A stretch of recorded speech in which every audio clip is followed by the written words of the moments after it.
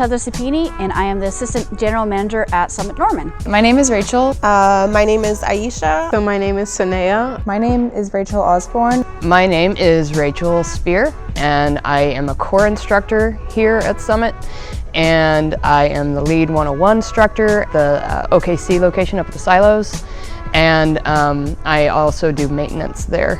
And I'm trying to finagle my way onto the route setting team, but we'll see what happens. I think right away there's a lot of attitude of women helping women, which is a very positive experience whenever you're especially entering a climbing community.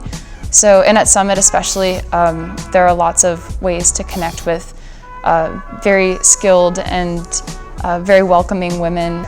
You know, I'm really lucky that I had a lot of women that I looked up to and that I climbed with and that encouraged me when I started climbing. Having those really strong female leaders to look up to has really helped shape me into the strong woman I am today. And it's really interesting to think about how I might be different had I not grown up in the climbing community surrounded by women who aren't afraid to show their muscles. So I'm really fortunate about having that, you know, as women as role models, because it's definitely a sport that was really male dominated in the past. And I think that in general, like, we've made a lot of progress in the climbing community, including women and having women's events and seeing women as capable of being just as competitive as the guys, and maybe sometimes even a little bit better than the guys when they climb. You know, it doesn't matter what level you're climbing at or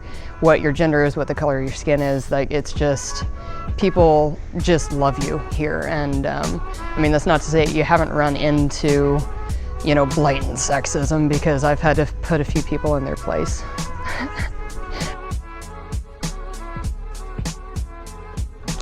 I actually really love this question because rock climbing is one of my many passions. I love it so much.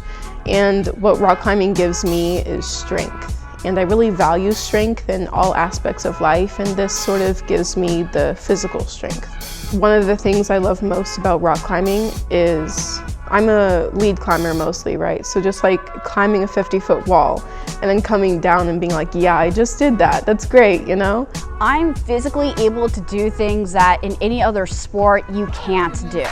Hanging on a tiny crimp over X amount of feet high and just sticking it is really exhilarating, I'm not gonna lie. It not only strengthens me physically, but also mentally. I'm able to push myself farther than I would have in any other activity or in any other environment. And it's thrilling and it's almost addicting at the same time. I really fell in love with the sport of rock climbing because it really allows you to compete against yourself. When I first started climbing, I'm like, I could never climb 513, and now I just like, what is going on? I don't know. It's just you're learning new things, and so the more you do it, the more confident you get, and just like, yeah, I am a badass.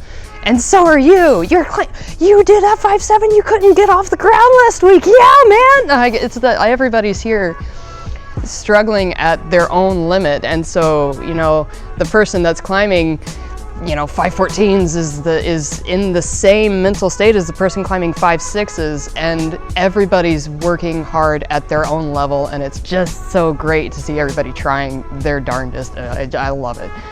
I was up here, I was like at the top of this building. I just climbed 4 stories, it's amazing. Just getting out there and being outdoors, you know, especially I think occupying those spaces as women, and for me as a woman of color, like going outdoors and being with other like women of color who are crushing it, and just like talking about our stories, you know. It's one part of it is getting out there, and then the second part of it is like telling people about it and hopefully inspire other people to be out there too. Or, you know, putting on like the Lady Crushers League, you know, just places for them to come and crush on their own without a dude telling them to stand. Have you tried standing up and reaching? Because that is the best beta. It definitely is. Thanks, dude. You know, just a place for women to be able to progress the sport for themselves and for others without feeling judged. If you're there at Lady Crushers, everybody kind of understands that, especially, like, those spaces are created because we understand that, especially like as a woman, it's hard to break into those spaces, and so everybody who's there really gets that and is there to help everybody else out. You know, there's always more experienced climbers out there who are like happy to mentor and like encourage and kind of not hold your hand, but definitely push you up the wall.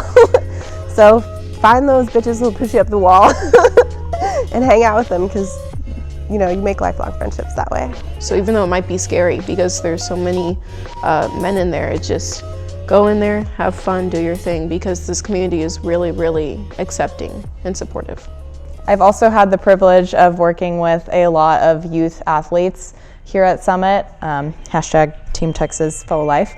But one thing I really try to ingrain into these young women that I am trying to teach to become better athletes and better people is that you can do it, and it doesn't matter that you're smaller or people think you might be weaker, because you're not. You can do as many things as those boys can do, and you can grow up to be whatever kind of athlete you want to be, whatever kind of woman you want to be. Nothing really. This was fun. I'll stare at that rock. It's a good rock. Sounds like a plan. The one I keep falling off of. Just stare it down really intensely. That might have been my excessive rehearsing of all my answers. Like, I memorized this shit.